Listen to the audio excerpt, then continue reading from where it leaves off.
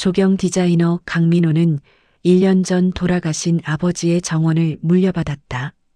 동네에서 친절한 의사 선생님으로 존경받던 아버지는 평생을 정원과 함께 살아온 사람이었다. 그의 손길이 닿은 모든 공간은 생명으로 가득했고 계절마다 다른 이야기를 들려주었다. 하지만 그 넓은 정원 중에서도 아버지가 가장 아꼈던 미스터리 정원의 한 구석만큼은 달랐다. 그곳은 아버지의 유언에 따라 황폐하게 봉인된 채 방치되어 있었다. 다른 정원이 사계절 내내 꽃으로 화려하게 물들어가는 동안 그 공간만은 마치 시간이 멈춘 듯 쓸쓸한 침묵 속에 잠겨 있었다.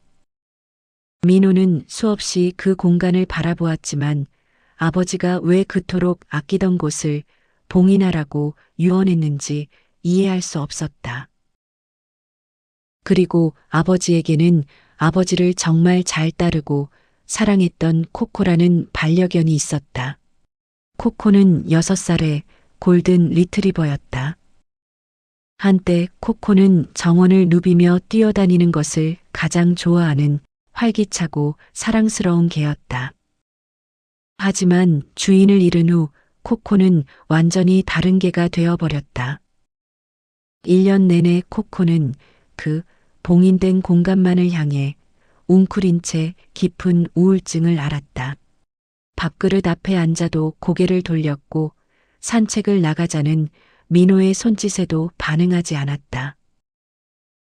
수의사는 여러 차례 검진 끝에 단순한 상실감이라고 진단했다. 주인을 잃은 슬픔이 너무 커서 생긴 우울증이라는 것이었다. 하지만 민호의 눈에는 뭔가 다른 이유가 있어 보였다. 코코의 행동은 단순한 슬픔이 아니었다.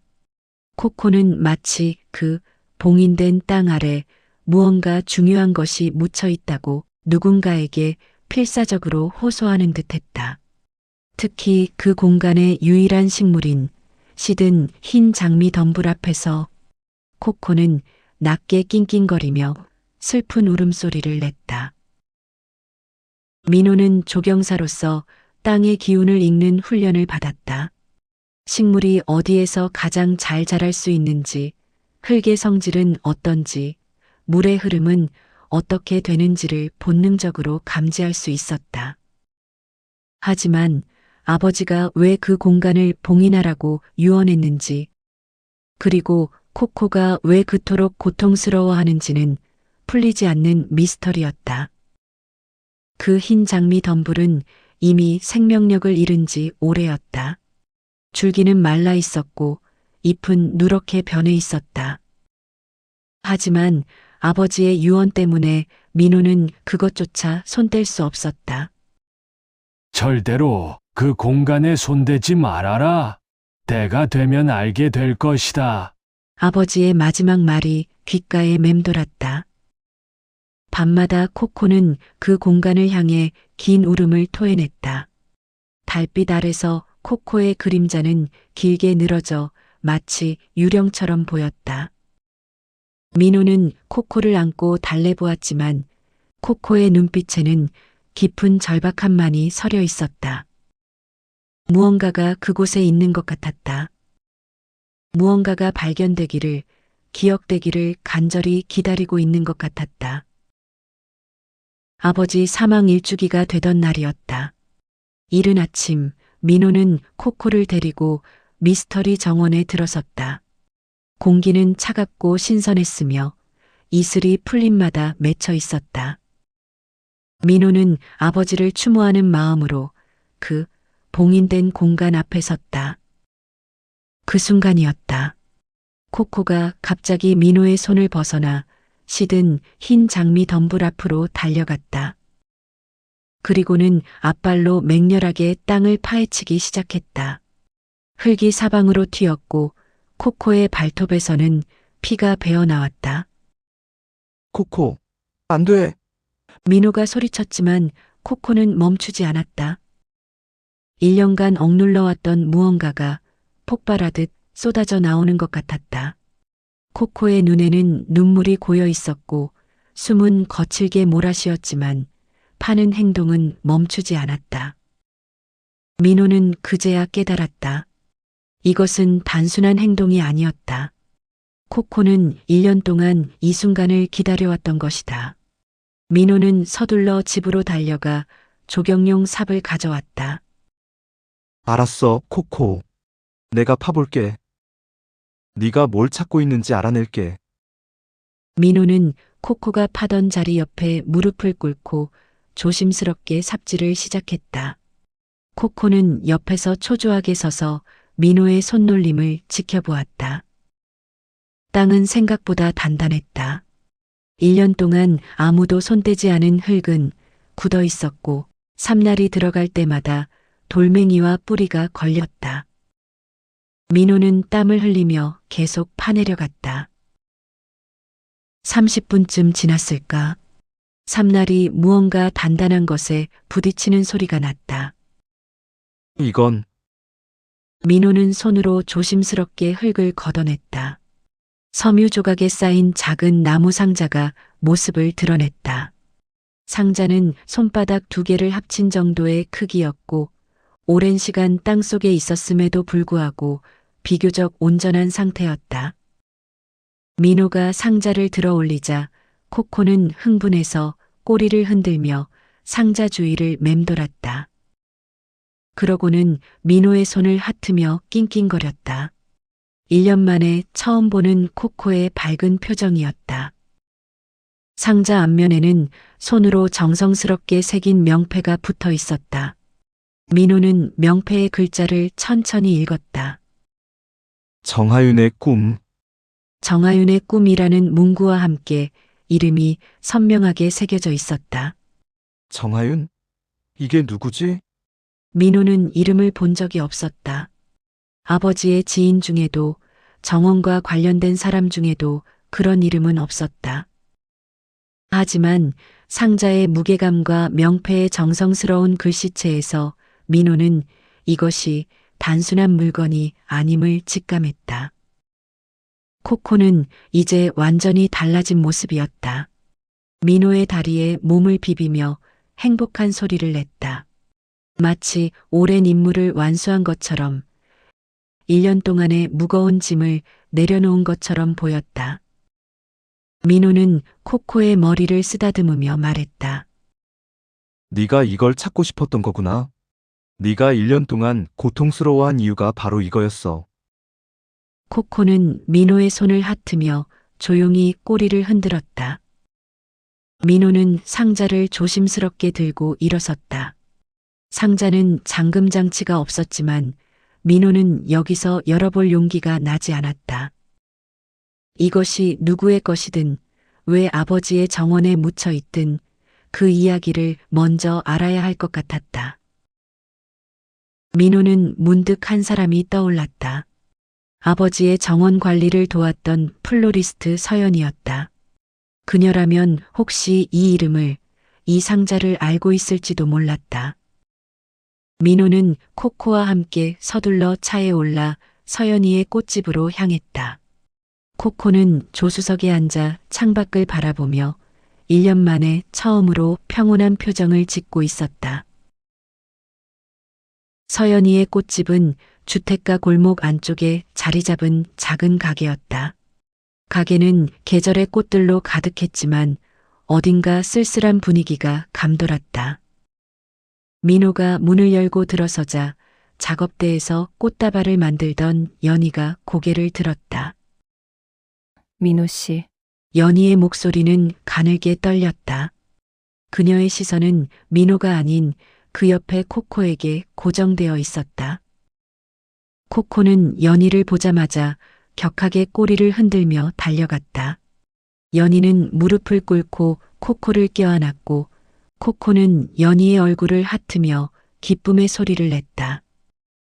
마치 오랜 친구를 만난 것처럼, 서로를 그리워한 것처럼. 코코구나. 코코야.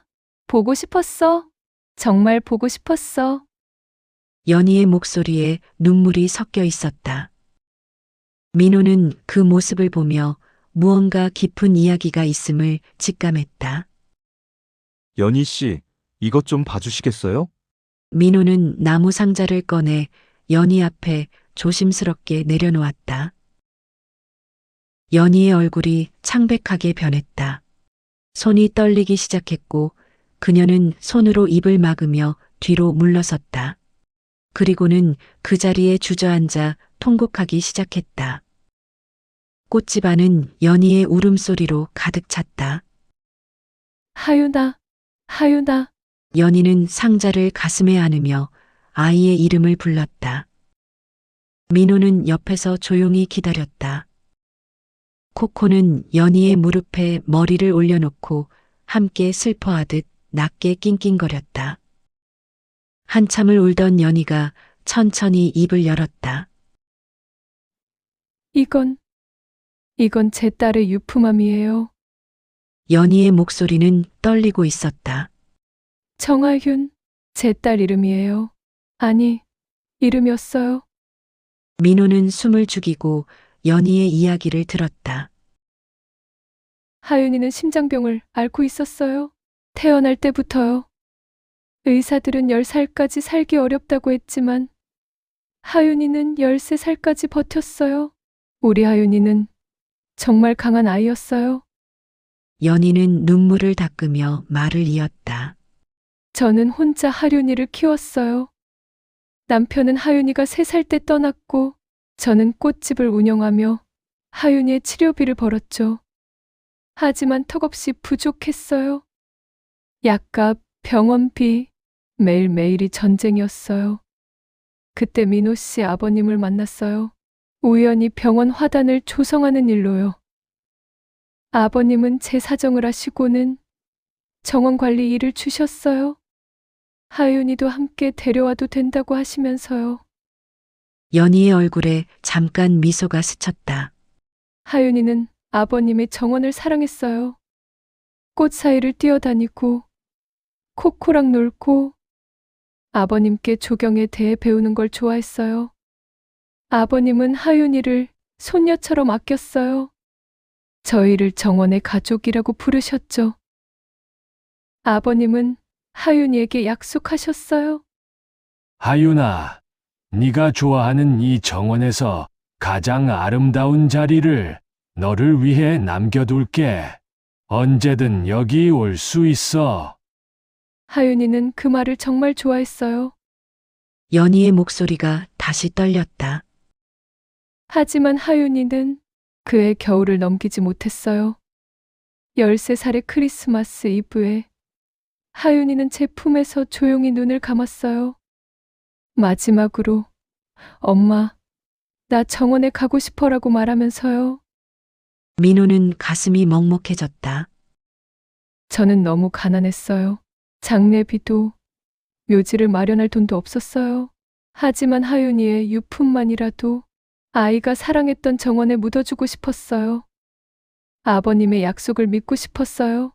그래서 어느 새벽 아무도 모르게 하윤이가 가장 좋아했던 흰 장미 덤불 아래 이 상자를 묻었어요. 하윤이의 그림, 편지, 사진, 그리고 아버님께서 하윤이에게 선물하신 작은 정원 도구들을 넣어서요. 아버님께 말씀드릴 용기가 없었어요. 몰래 남의 땅에 이런 걸 묻다니. 하지만 다른 선택지가 없었어요. 아버님이 아시면 화를 내실까봐 두려웠지만 동시에 아버님이라면 이해해 주실 거라는 희망도 있었어요. 연희는 코코의 머리를 쓰다듬었다. 그 후로 아버님께서 갑자기 그 공간을 봉인하시더라고요. 아무한테도 말씀 안 하시고 저한테도 물어보지 않으셨어요. 하지만 저는 알았어요. 아버님이 알고 계셨다는 걸. 하윤이의 상자를 발견하셨고 그걸 지켜주시려 한다는 걸. 코코도 알고 있었어요. 코코는 하윤이랑 제일 친했거든요. 아버님이 돌아가신 후 코코가 그 공간에서 슬퍼하는 걸 보고 저는 너무 미안했어요. 하지만 찾아갈 용기가 없었어요. 연희는 민호를 바라보며 말했다. 미안해요. 민호 씨, 정말 죄송해요. 저 때문에 아버님이 그 공간을 봉인하셨고, 코코가 1년 동안 고통받았어요. 모두 제 잘못이에요. 민호는 천천히 고개를 저었다. 아니에요, 연희 씨. 아버지는 화내신 게 아니에요. 아버지는 하윤이를 지켜주신 거예요. 그리고 코코는 그 약속을 기억하고 있었던 거고요. 민호는 코코를 바라보았다. 코코는 연희와 민호를 번갈아 보며 조용히 꼬리를 흔들고 있었다. 그날 밤 민호는 아버지의 서재를 뒤졌다. 연희의 이야기를 듣고 나니 아버지가 남긴 것들 중에 분명 무언가 더 있을 것 같았다. 서랍을 열고 서류철을 넘기고 오래된 수첩들을 펼쳤다. 그리고 마침내 민호는 그것을 발견했다. 아버지의 책상 깊숙한 곳에 보관되어 있던 두꺼운 파일. 표지에는 미스터리 정원, 최종 설계라고 적혀 있었다. 민호는 떨리는 손으로 파일을 펼쳤다. 첫 페이지에는 정원 전체의 조감도가 그려져 있었다. 그리고 봉인된 공간에는 빨간색으로 큼지막하게 표시가 되어 있었다. 하윤이의 기념 공간, 연구 보존 구역이라고. 다음 페이지들에는 상세한 설계도가 이어졌다. 흰 장미 덤불을 중심으로 작은 정원을 조성하는 계획이었다. 하윤이가 좋아했던 꽃들의 이름이 하나하나 적혀 있었다. 데이지, 라벤더, 안개꽃, 그리고 흰 장미. 아버지가 이걸 계획하셨구나. 민호는 숨을 죽였다. 하지만 더 놀라운 것은 그 다음이었다. 파일 중간쯤에 공증된 문서가 끼워져 있었다. 날짜는 아버지가 돌아가시기 한 달 전이었다. 문서의 제목은 정원 운영 및 수익 배분에 관한 유언 보충서였다. 민호는 천천히 내용을 읽어내려갔다. 미스터리 정원의 하윤이의 기념 공간은 서연이에게 평생 관리 권한을 위임한다. 해당 공간의 설계와 운영에 대한 모든 결정권은 서연이에게 있다. 정원 사업에서 발생하는 수익의 30%를 서연이에게 분배한다. 이는 정원 관리 인건비가 아닌 사업 파트너로서의 정당한 몫이다. 서연이는 나의 정원 가족이며 하윤이는 나의 손녀나 다름없다. 나의 가족들이 이를 이해하고 존중해 주기를 바란다. 문서 끝에는 아버지의 서명과 함께 손으로 쓴 메모가 붙어 있었다. 민호에게 네가 이 문서를 발견했다면 아마 코코가 진실을 알려줬을 것이다. 코코는 영리한 친구야. 하윤이를 무척 사랑했고 나의 약속을 기억하고 있지. 연희와 하윤이를 부탁한다. 그들은 우리 가족이야. 아버지의 마지막 당부이다. 부탁한다, 민호야. 민호는 눈물을 닦으며 파일을 덮었다. 아버지는 모든 것을 알고 계셨다. 연희가 상자를 묻은 것도, 하윤이를 위한 약속도, 그리고 그것을 어떻게 지켜야 하는지도. 아버지는 모든 것을 아시고 연희와 하윤이를 위해 비밀의 정원을 준비하신 것이다. 이틀 후 민호는 가족회의를 소집했다. 어머니와 누나, 매형이 모였다. 민호는 연희의 이야기와 아버지의 문서를 모두 공유했다. 처음에는 침묵이 흘렀다. 아버지가 이런 비밀을 간직하고 있었다는 사실에 모두가 놀랐다. 하지만 이야기를 듣고 문서를 보고 나자 가족들의 표정이 부드러워졌다. 아버지답네요. 누나가 먼저 입을 열었다. 아버지는 항상 그런 분이셨잖아요. 말없이 누군가를 돕고 지켜주시던 분. 어머니도 고개를 끄덕였다. 연희 씨를 몇 번 봤는데 참 성실하고 좋은 분이더라고. 하윤이를 키우느라 얼마나 힘들었을까? 매영이 말했다.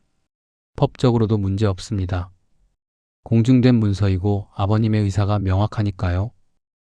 저는 아버님의 뜻을 따르는 게 맞다고 봅니다. 민호는 가족들을 둘러보았다. 그러면 아버지의 유언대로 하는 거로 하겠습니다. 연희 씨에게 정원의 공동 운영권을 드리고 수익을 나누는 걸로요.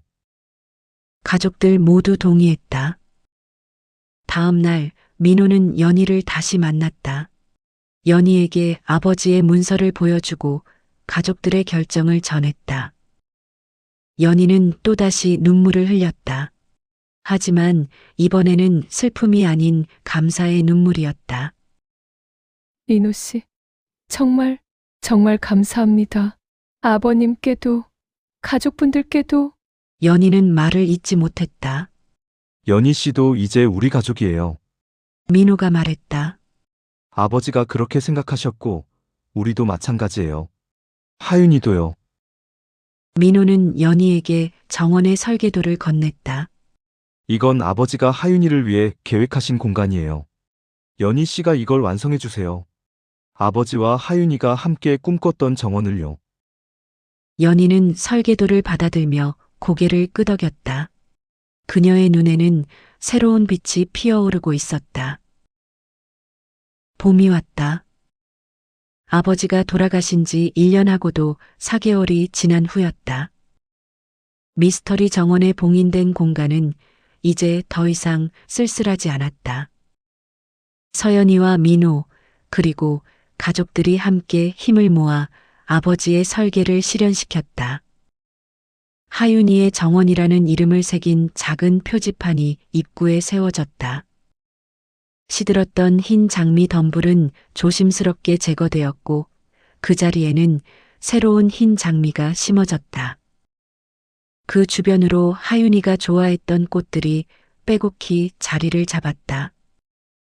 데이지가 흰 꽃잎을 펼쳤고 라벤더가 보랏빛 향기를 풍겼으며 안개꽃이 구름처럼 피어올랐다. 정원 중앙에는 작은 벤치가 놓였다. 연희가 직접 디자인한 것으로 나무 등받이에는 하윤이가 생전에 그렸던 꽃 그림이 정교하게 새겨져 있었다. 벤치 옆에는 하윤이의 사진이 담긴 작은 액자가 세워졌다. 사진 속 하윤이는 밝게 웃고 있었다. 코코와 함께 정원에서 찍은 사진이었다. 완성됐네요. 민호가 정원을 둘러보며 말했다. 연희는 옆에 서서 고개를 끄덕였다. 그녀의 얼굴에는 평화로운 미소가 떠올라 있었다. 하윤이가 좋아했을 것 같아요. 연희의 목소리는 부드러웠다. 아버님도요. 그때였다. 코코가 연희의 다리에 머리를 비볐다. 코코는 이제 완전히 예전의 모습으로 돌아와 있었다. 아니, 예전보다 더 행복해 보였다. 모든 비밀이 밝혀진 후 민호는 중요한 결정을 내렸다. 코코를 연희에게 맡기기로 한 것이었다. 코코는 연희를 가장 편안하게 여겼고 연희 역시 코코와 함께하는 것을 좋아했다. 그리고 무엇보다 코코는 하윤이와의 추억을, 아버지와의 약속을 가장 잘 이해하는 존재였다. 코코야, 이제 여기가 내 집이야. 민호가 코코를 안아올리며 말했다. 연희 이모랑 여기서 행복하게 살아. 코코는 민호의 얼굴을 핫으며 꼬리를 흔들었다. 작별이 아니라는 걸, 이제 더 자주 만날 수 있다는 걸 아는 듯했다. 연희는 정원 옆에 있는 작은 오두막을 개조해 그곳에서 살기로 했다. 매일 아침 정원을 돌보고 오후에는 꽃집 일을 하고 저녁에는 코코와 함께 하윤이의 정원을 산책했다. 그리고 코코는 항상 연희의 곁을 지켰고 밤이 되면 하윤이의 벤치 옆에서 조용히 잠들었다. 정원이 완성된 지 한 달쯤 지났을 때 연희는 정원을 일반인에게 공개하기로 결정했다. 무료로 누구나 올 수 있는 작은 추모 정원으로. 특히 아이를 잃은 부모들, 반려동물을 잃은 사람들, 사랑하는 이를 그리워하는 모든 이들을 위한 공간으로.